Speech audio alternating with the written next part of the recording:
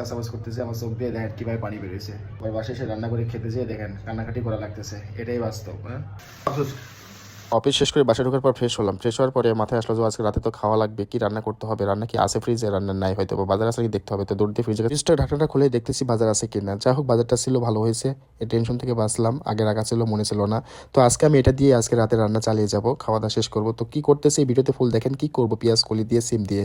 তো যাই হোক আমার মতন যারা একা একা আছেন যে বাইরে কাজ করেন আবার বাসায় এসে কাজ করতে হয়, এটা কোনো ব্যাপার না একটা পুরুষের জন্য, ঠিক আছে। আমার কাজ আমি করলে আমার কাছে খুব ভালো লাগে, কারণ আমি বাইরে যে অফিসে কাজগুলো করি ওটা আমার অফিসিয়াল কাজকর্ম করতে হয়, সেটা একটা আন্ডারে আছে। আর এখন আমি বাসায় আসছি, এখন আমার নিজের কাজ। তো নিজের কাজ বলে কি আমাকে করতে হবে না? আমার কি খাওয়া দাওয়া নেই? আমার কি চলাফেরার জন্য সবকিছু আমাকে দেখভাল করতে হবে না? আমার ভালো মন্দ বিচার করতে হবে না? সেটা আমাকে নিজেকেই বুঝতে হবে আমি কোনটা করলে ভালো কোনটা খারাপ। তো যাই হোক আমি এই যে পেঁয়াজ কোটাকুটি করতেছিলাম, দেখেন অলরেডি আমার চোখে কান্না চলে আসছে, পানি চলে আসছে। আমি কেন করে দিচ্ছি এমন একটা অবস্থা। তারপরে আমি সুন্দরভাবে দুচি কুচি করে কাটলাম, কাটার পরে জিনিসটাকে ধুয়ে নিলাম ভালো করে। ধর্ম যে আমি দেখেন পেঁয়াজ কাঁচামরিচ দিয়ে হলুদ মরিচ পেঁয়াজ দিয়ে আমি এগুলো কি করবো, সিদ্ধ করে নিব, যাতে ভালো করে সিদ্ধ হওয়া যাওয়ার পরে তারপরে আমি আস্তে আস্তে জিনিসগুলো বাগার দেবো, সেটা দেখবেন অবশ্যই ফুল ভিডিওতে। যাই হোক আমি যেটা বলতেছিলাম, একটা পুরো চাইলে অনেক কিছু করতে পারে।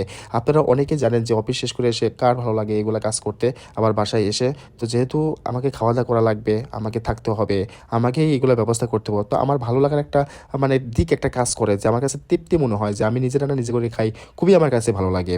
তো সব কিছু সিদ্ধ করার পরে দেখতেছেন যে আমি তেলটা দিয়ে দিলাম কড়াইতে। দেখেন যে রসুন পেঁয়াজ এবং জিরা দিয়ে আমি ভালোভাবে কষানোর জিনিসটা। নিজের কাজ কে করে দিবে? আপনার কাজ আপনাকেই করতে হবে। আমার অনেকটা ঠান্ডা লেগেছে, তারপর আমি ভয়েস দিতেছি, একটু হয়তো বা একটু অন্যরকম শুনতে লাগতে পারে, কোনো ব্যাপার না, ঠিক আছে। আপনারা অবশ্যই কেমন হয়েছে ভিডিওটা আমার শেষ পর্যন্ত ভিডিওটা দেখবেন, ভালো লাগলে অবশ্যই লাইক কমেন্ট করবেন।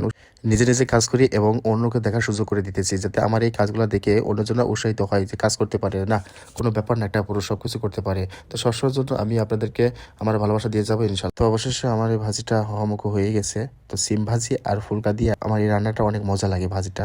তো যাই হোক আমি আলু দিতে ভুলে গেছিলাম, ভিডিওতে দেখছেন আপনারা অবশ্যই যে আমি ফুলকা এবং সিম করতেছিলাম, আলু না। পরে মনে পড়ছে, তো আমি আবার ট্রাই করে দেখলাম যে আলুটা সিদ্ধ হয়েছে কিনা, সেটা ট্রাই করে দেখতেছি। হ্যাঁ অবশ্যই আমি সাকসেস হয়েছি, পরিপূর্ণভাবে সুন্দরভাবে হয়েছে। তো আমার মতন কারা কারা বাসায় এভাবে ব্যাচেলার থাকেন এবং রান্নাবান্না করেন, তারা এই ভিডিওটা দেখলে অবশ্যই একটা লাইক কমেন্ট করবেন ভাই, যে হ্যাঁ আপনার মতো আমি অফিস শেষ করে সারাদিন কাজকর্ম শেষ করে এসে বাসায় আবার রান্নাবান্না করে খাওয়া দাওয়া করে আবার পরের দিন অফিসে যাই।